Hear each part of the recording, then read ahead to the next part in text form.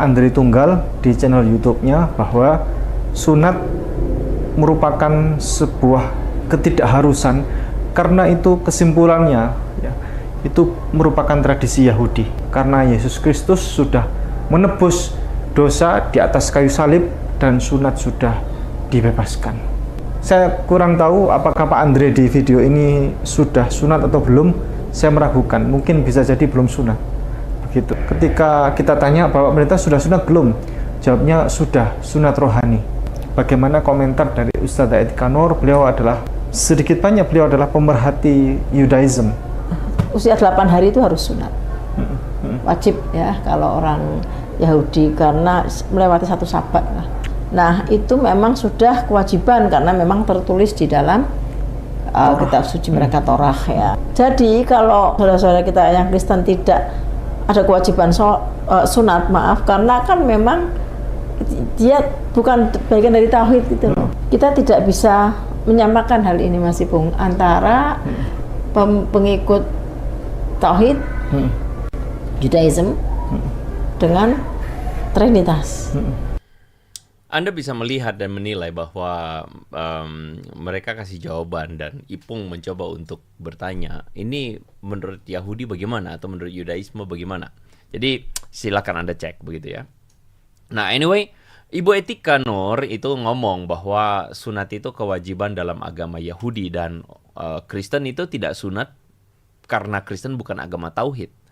Dan Kristen itu kata Ibu Etika karena dia itu Trinitas makanya tidak sunat. Nah, asumsi yang berada di balik klaim Ibu Etika Nur ini adalah Kristen itu memang tidak sunat karena Kristen itu ajarannya bukan seperti ajaran atau meneruskan ajaran Yudaisme. Dan karena Islamlah yang tauhid dan Yudaisme pun dianggap tauhid, makanya mereka lah Ibu Etika bilang ya pantesan karena kita yang bikin atau kita yang mengamalkan sunat. Orang Kristen itu tidak mengamalkan sunat karena orang Kristen mengajarkan Trinitas.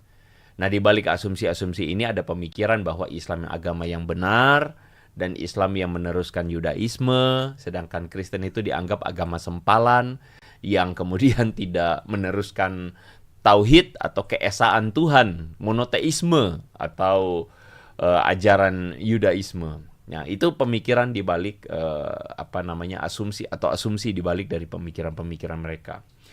Nah, cuman saya harus luruskan dulu teman-teman bahwa kita sebagai orang Kristen harus mampu untuk melihat bahwa klaim-klaim yang mereka lakukan ini adalah klaim-klaim yang sebenarnya cuman ada di permukaan dan itu bukan menjadi sebuah klaim yang menggambarkan seutuhnya.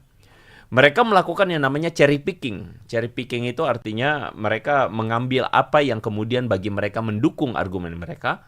Argumen-argumen atau klaim atau data-data yang mendukung argumen mereka. Tapi mereka mengabaikan ribuan data yang lain yang sebenarnya tidak mendukung apa yang mereka sedang katakan. Nah, salah satunya adalah ketika mereka bilang Kristen itu beda sendiri karena Islam yang meneruskan Yudaisme.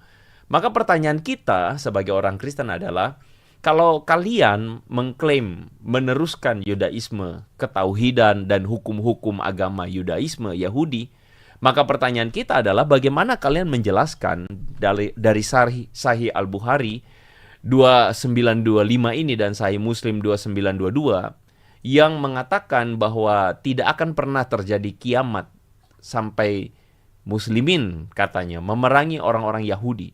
Dan orang-orang Yahudi akan bersembunyi di balik batu dan pohon, lalu batu dan pohon akan berkata, wahai Muslim, wahai hamba Allah, ini orang Yahudi dan di belakangku dan maaf ini, bunuhlah mereka.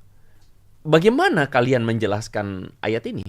Atau bagaimana kalian menjelaskan hadis ini? Ya, kalau misalnya kalian mengklaim bahwa kalian meneruskan Yudaisme, artinya kalian meneruskan Tuhan yang mengasihi orang-orang yang menyebut orang-orang Israel sebagai bangsa pilihannya.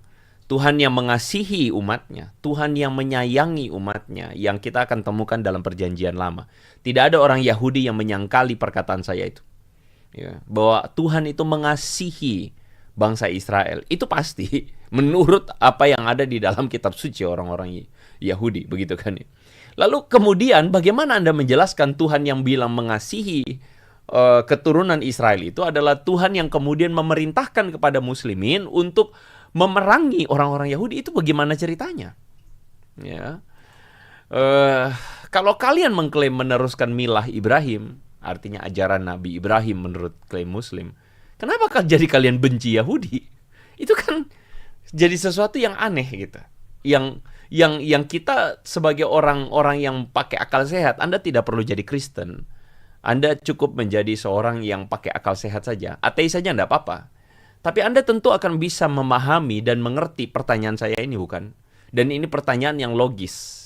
Kenapa kalau mengklaim mengikuti meneruskan milah Ibrahim, agama yang katanya adalah diteruskan oleh Ibrahim, lalu kemudian Ishak, ya, Yakub, lalu turun ya Israel itu semua. Kenapa kok kalian terkesan membenci sekali? Bukankah ini ajaran yang diucapkan oleh ulama Anda? Kenapa yang terlaknat ini masih hidup?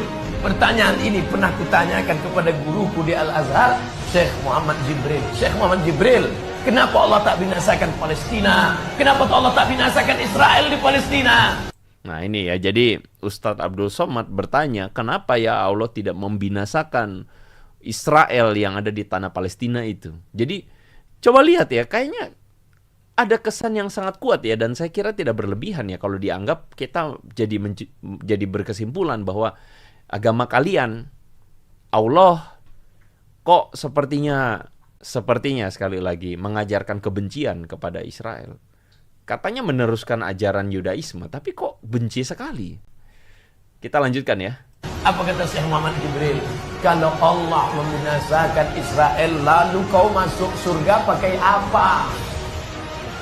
Allah biarkan mereka hidup supaya kau berjihad di jalan Allah.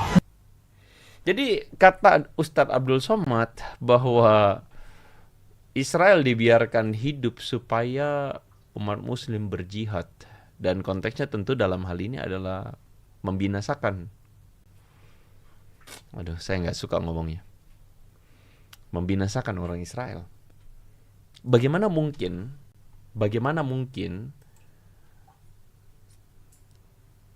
Tuhan yang di perjanjian lama dalam tradisi Yudaisme mengklaim bahwa Israel bangsa pilihan yang dikasihi Tuhan adalah Tuhan yang sama yang kemudian memerintahkan kepada muslimin untuk membinasakan Israel.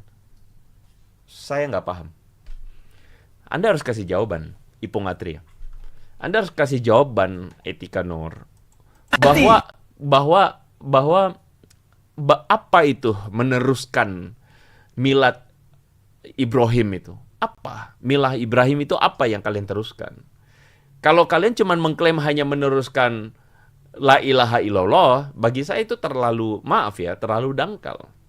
Kalau cuma mengklaim bahwa kita sama-sama tauhid, ya kita orang Kristen juga punya definisi tentang monoteistik gitu. Pada kenyataannya terlalu banyak perbedaan antara Islam dan Yudaisme, ya. Yahudi jelas-jelas itu menolak kenabian Muhammad. Itu jelas kok. Gak usah dipertanyakan. Sementara kalian, Muslim, itu menolak otoritas dari tanah. Yang kalian anggap bahwa Torah itu sendiri, ya, kalian tolak otoritasnya, begitu kan ya. Jadi ini jelas berbeda banget dari apa yang menjadi klaim-klaim dari mereka yang mengklaim bahwa oh itu Kristen itu beda karena dia Trinitas. Jadi teman-teman dari sini bagaimana menurut teman-teman? Silakan teman-teman komentar ya.